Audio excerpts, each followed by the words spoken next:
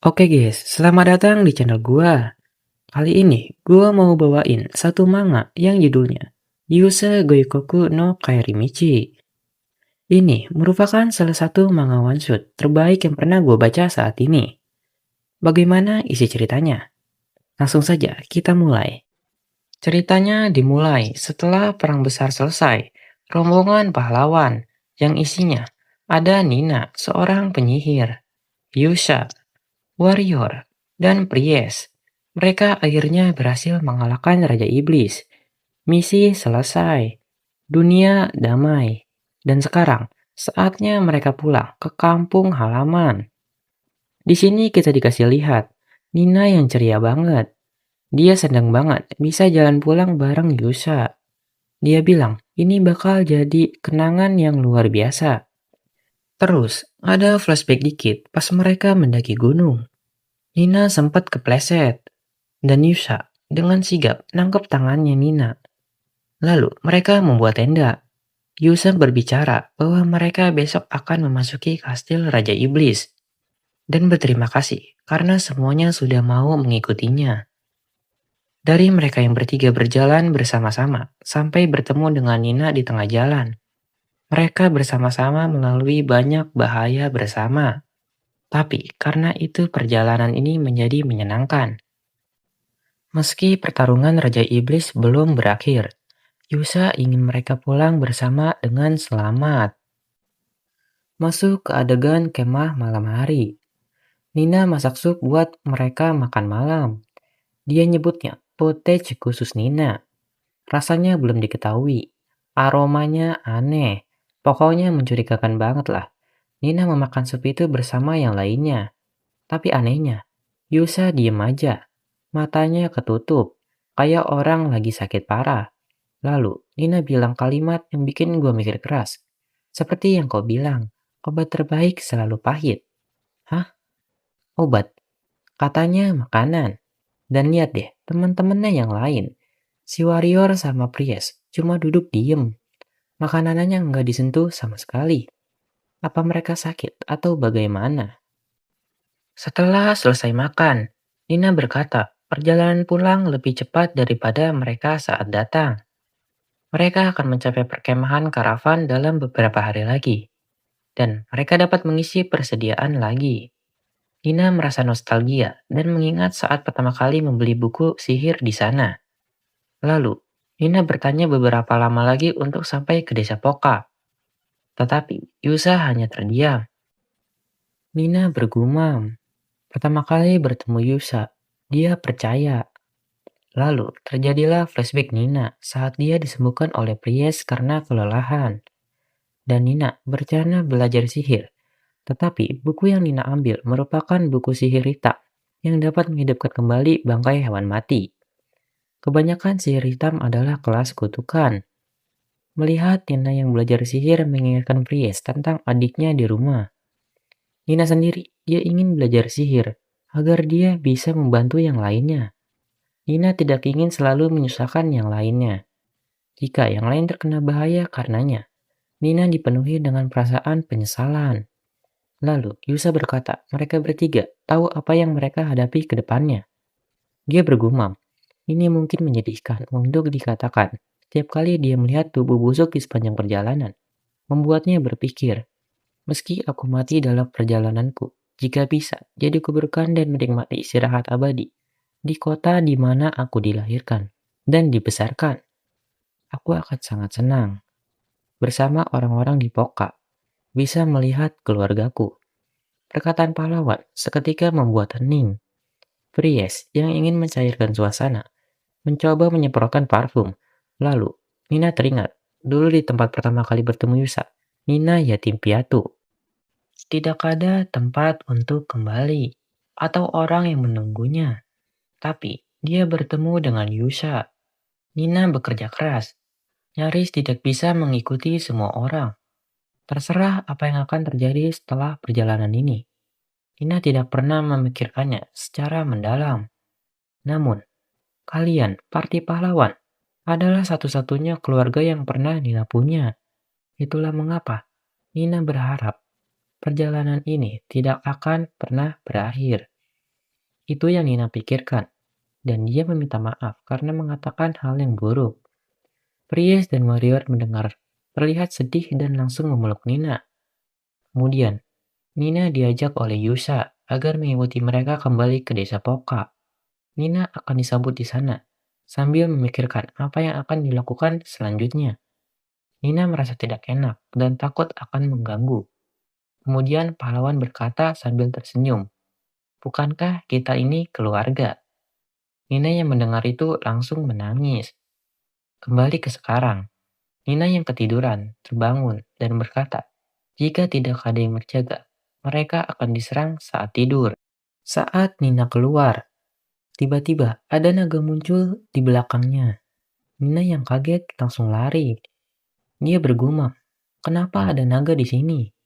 Naga tak akan pernah menyerang kecuali sarangnya diganggu." Kenapa dia sangat marah?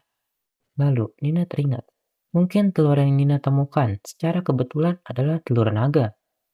Nina berpikir, apa yang harus dilakukan? Tidak mungkin dia bisa mengalahkannya. Bagaimanapun, pilihan terbaik saat ini adalah lari. Tetapi, saat sedang mau lari, Nina melihat naga tersebut mau membuka tendanya. Tanpa pikir panjang, Nina menyerang naga tersebut dan berkata, "Maafkan aku karena telah memakan telurmu. Namun, mereka yang di dalam tenda sangat penting bagiku. Kami akan kembali ke desa Poka. Aku tak akan membiarkan kami mati di sini." Terlihat, Yusa dan teman-temannya tidak bergerak sama sekali di dalam tenda. Sedangkan Nina di luar bertarung dengan sengit melawan naga. Pagi pun tiba. Terlihat, Nina sudah mengalahkan naga tersebut. Dengan muka babak belur, ia tersenyum dan berkata, "Selamat pagi. Kalau begitu, mari kita jalan." Mereka akhirnya sampai di perkemahan manusia. Namanya Kasatorem. Orang-orang kaget lihat pahlawan barat ada di sini. Tiba-tiba, ada cowok lari nyamperin Yusa. Ternyata itu adiknya. Si adik senang banget. Dia langsung megang tangan kakaknya dan berkata, dia sangat senang melihat kelompok kakaknya baik-baik saja. Dan mengajak kakaknya untuk kembali ke desa Poka bersama. Karena ibu dan semua orang di desa sudah menunggu. Di sisi lain, Nina sedang membeli perlengkapan makanan dan minuman. Tiba-tiba, dia mendengar teriakan dari luar tenda. Saat keluar, Nina kaget. Dia melihat seorang laki-laki yang langsung berkata, "Apa kau salah satu kelompok kakakku? Tolong jelaskan, kenapa kakakku dan semuanya? Kenapa mereka? Kenapa mereka mati?" Nina yang melihat langsung berekspresi sedih dan menghampiri Yusa sembari merapalkan mantra. Seketika, Yusa yang terkapar langsung bangkit lagi. Nina berkata, "Ini mantra sihir hitam yang bisa memanipulasi tubuh. Aku juga telah menggunakan sihir pembalseman kepada mereka. Kami, pahlawan dari barat, dikalahkan Raja Iblis, dan pahlawan ini kehilangan nyawanya dalam kejadian itu. Aku penyihir Nina. Aku mencoba membawa mereka kembali ke kota asalnya. Itulah mengapa kami lewat sini." Semua orang yang mendengar itu langsung kaget. Meski begitu, Nina ingin memenuhi harapan terakhir mereka. Nina memohon-mohon ke adiknya Yusa, biar dibolehin lanjut jalan. Tolong, sambut mereka pulang. Sumpah, ini sih nyesek banget. Singkat cerita, adiknya Yusa ngizinin. Mereka jalan bareng ke desa Poka. Selama jalan, Nina tuh overthinking. Dia takut warga desa nanti bakal jijik sama dia. Bayangin, seorang bocah yang berkelana membawa 3 mayat. Nina mikir dia bakal dilemparin batu atau diusir. Terlebih lagi, Nina mulai berbicara dengan dirinya sendiri dari tadi. Dia meyakinkan dirinya sendiri kalau semuanya akan baik-baik saja. Tegakkan kepalamu dan berjalan saja dengan percaya diri. Nina yang berusaha meyakinkan dirinya teringat apa yang terjadi di kastil Raja Iblis. Dia menyalahkan dirinya sendiri karena dia lemah, sembari menyeret mayat teman-temannya. Dia berpikir, jika diri dia kuat atau musuhnya lebih lemah, aku bisa membalaskan ini tanpa keraguan. Gua nggak bisa bayangin perasaan Nina itu gimana. Lanjut, itu membebankan pikirannya. Penebusan yang dia lakukan sekarang, dia takut tidak bisa diterima oleh yang lainnya. Bahkan dia berpikir dirinya sendiri tidak akan diterima oleh orang lain. Setelah semuanya, dia menjadi gila karena berbicara sendiri dan berpura-pura memiliki percakapan dengan yang lainnya. Tapi, hanya dengan begini, dia merasa petualangannya dengan yang lain belum berakhir. Pas sampai gerbang Poka, Nina gemeteran. Semuanya telah mengalami perjalanan yang sangat panjang. Baiklah, mari kita masuk ke dalam. Ini kepulangan kita dengan kemenangan. Mari menyambut hangat semua orang, katanya sambil maksa tersenyum. Gerbang kebuka. Warga desa pada keluar. Nina lewat di tengah-tengah warga desa. Nina udah pasrah kalau bakal dihujat. Tapi apa yang terjadi saat Nina bertemu dengan adik Yusa dan keluarga si warrior? Nina ingin memperkenalkan dirinya. Suaranya tidak mau keluar. Dan tiba-tiba ada dua anak kecil lari sambil bilang, "Ayah, ayah." Nina yang melihat segera merapalkan mantra yang membuat warrior ayah mereka memeluk mereka berdua. Mereka nggak takut, mereka nggak jijik. Mereka langsung meluk mayat itu sambil nangis kejer. Keluarga Pries dan Yusa juga sama. Nina yang melihat dari kejauhan hanya tersenyum dan perlahan berbalik badan. Ketika dia mau meninggalkan desa, adiknya Yusa berterima kasih kepada Nina. Terima kasih. Terima kasih karena terus menjaga mereka dengan sihirmu. Aku mengerti betapa beratnya melakukan itu dengan perjalanan yang panjang. Ini sulit, tetapi anggota dan kerabat menunggu mereka semua kembali. Terima kasih. Terima kasih karena membawa mereka kembali. Nina yang mendengar langsung meneteskan air mata dengan sangat banyak. Dia mengingat pertama kali ditolong oleh Yusa dan langsung menangis jadi-jadinya. Bagus sekali. Nina merasa iri karena Nina yatim piatu, tidak ada tempat untuk kembali atau orang yang menungguku. Namun, aku bertemu dengan Yusa. Aku bekerja keras, nyaris tidak bisa mengikuti semua orang. Terserah apa yang akan terjadi setelah perjalanan ini. Aku tidak pernah memikirkannya secara mendalam. Namun, kalian adalah satu-satunya keluarga yang pernah aku punya. Itulah mengapa aku berharap perjalanan ini tidak akan pernah berakhir.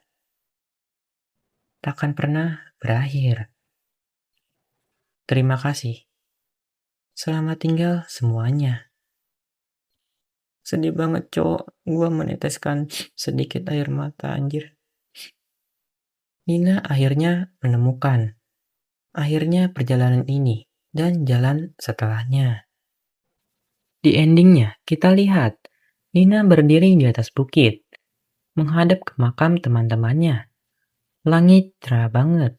Nina bilang, untuk bisa melihat pemandangan seperti itu, seseorang bisa mati tanpa penyesalan. Nina akhirnya nemuin tujuan hidup baru.